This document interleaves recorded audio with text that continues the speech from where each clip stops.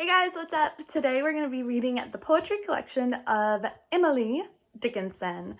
And this book is so cool, not only because it's awesome poetry, but it's because it's divided into seasons. So each of the poems have been organized into whether they're about summer, autumn, winter, or spring. So let's go ahead and jump right into this book.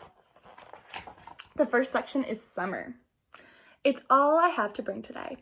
It's all I have to bring today, this and my heart, besides this and my heart, and all the fields and all the meadows wide. Be sure you count, should I forget, someone the sum could tell, this in my heart and all the bees which in the clover dwell. In the name of the bee, in the name and the bee of the bee and the butterflies and the breeze, amen. I'm nobody, who are you?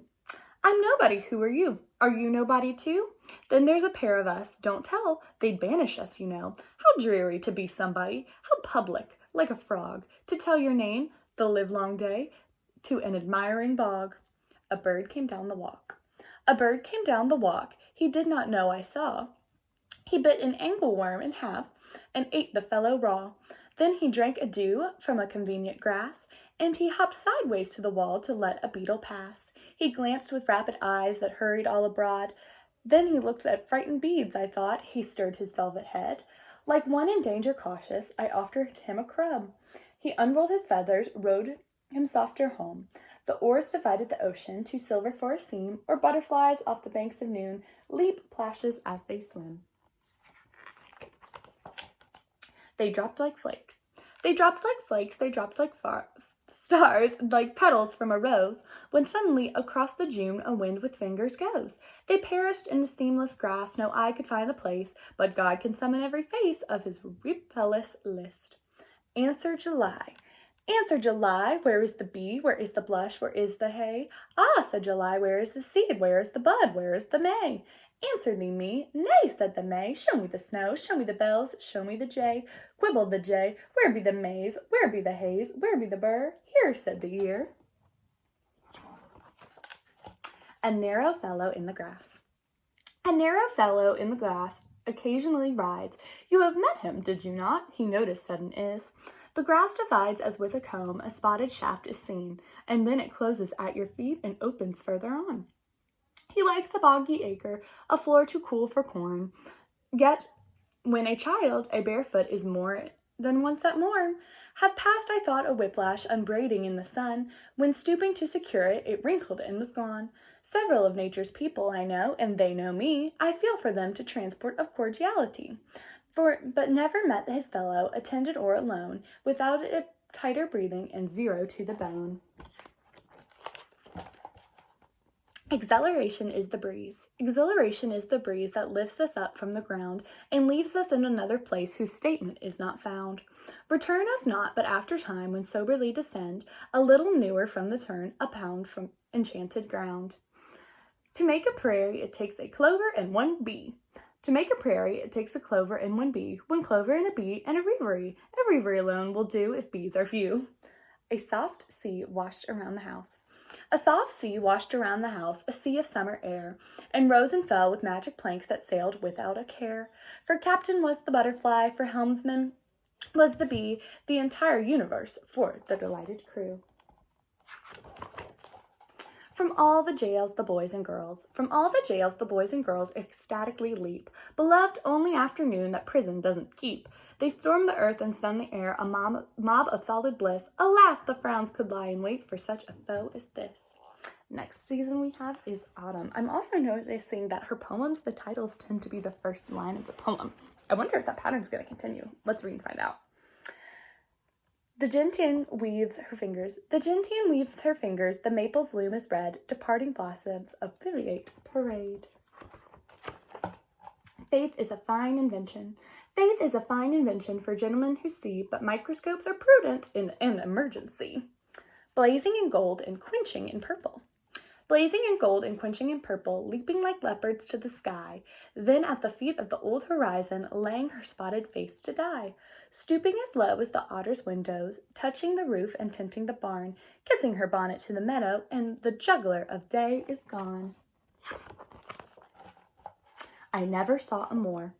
I never saw a moor, I never saw the sea, yet I know how the heather looks, and what a wave must be. I never spoke with God, nor visited in heaven, yet I am certain I am of the spot, as if the chart were given. He fumbles at your spirit. He fumbles at your spirit as the players at the keys. Before they drop full music, he stuns you by degrees, prepares your brittle substance for the ethereal blow, by fainter hammers further heard, then nearer, then so slow. Your breath has time to straighten, your brain to bubble cool, deals with one Imperial Thunderbolt that scalps your naked soul. Because I could not stop for death, because I could not stop for death, he kindly stopped for me. The carriage held but just ourselves and immortality. We slowly drove, he knew no haste, and I had to put away my labor and my leisure too for his civility. We passed a school where children played, their lessons scarcely done. We passed the fields of grazing grain, we passed the setting sun. We paused before a house that seemed a swelling of the ground. The roof was scarcely visible, that chorus was but a mound. Since then 'tis centuries, but each feels shorter than the day. At first sunrise the horses' heads were towards eternity. The cricket song. The cricket sang and set the sun, and workmen finished one by one. There seemed the day upon the low grass loaded with the dew. The twilight stood, as strangers do, with hat in hand, polite and new, to stay as if or go. A vastness as a neighbor came, a wisdom without face or name, a piece of hemispheres at home, and so the night became. All right, we're moving on to winter. Safe in their alabaster chambers. Safe in their alabaster chambers, untouched by morning, untouched by noon, lie the meek members of the resurrection, rafter of satin and roof of stone.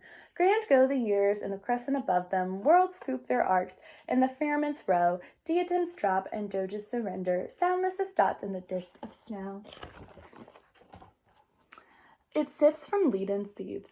It sifts from leaden sieves, it powders all the wood, it fills with alabaster wool the wrinkles of the road. It makes an even face of mountain and of plain, a broken forehead from the east unto the east again.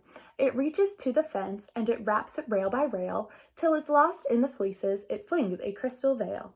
On stump and stack and stem, the summer's empty rooms, acres of seams where harvests were recordless but for them, it ruffles wrists of poets as ankles of queens, but still the artisans like ghosts denying they have been. This is my letter to the world. This is my letter to the world that never wrote to me the simple news that nature told with tender majesty. Her message is committed to hands I cannot see, for love of her sweet countrymen judge tenderly of me. The spider holds a silver ball. The spider holds a silver ball in unperceived hands, and dancing softly to himself, his yarn of pearl unwinds. He piles from knot to knot in unsustainable trade, supplants our tapestries with his in half the period. An hour's rear supreme, his theories of light that dangle from the housewife's broom, his sophistries forgot. There's a certain slant of light. There's a certain slant of light on winter afternoons that oppress like the weight of cathedral tunes. Heavenly hurt it gives us, we can find no scar, but internal difference where the meanings are. None may teach it any, 'tis the seal I despair.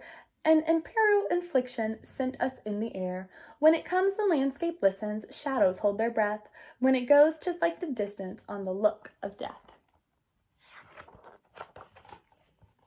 The going from a world we know. The going from the world we know to a wonder still is like a child's adversity whose vista is a hill. Behind the hill is sorcery and everything unknown, but will the secret compensate for climbing it alone? Like brooms of steel. Like brooms of steel, the snow and wind had swept the winter street. The house was hooked, the sun sent out, and faint deputies of heat.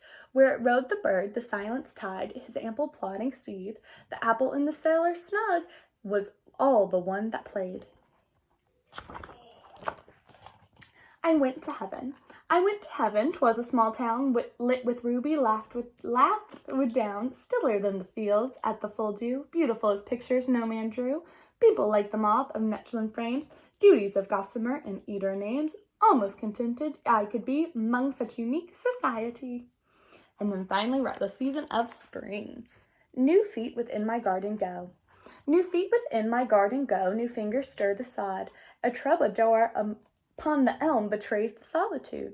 New children play upon the green, new weary sleep below, and still the pensive spring returns, and still the punctual snow. Bee, I'm expecting you. Bee, I'm expecting you, was saying yesterday to somebody you know that you were due. The frogs got home last week, are settled and at work. Birds mostly black, the clover warm and thick.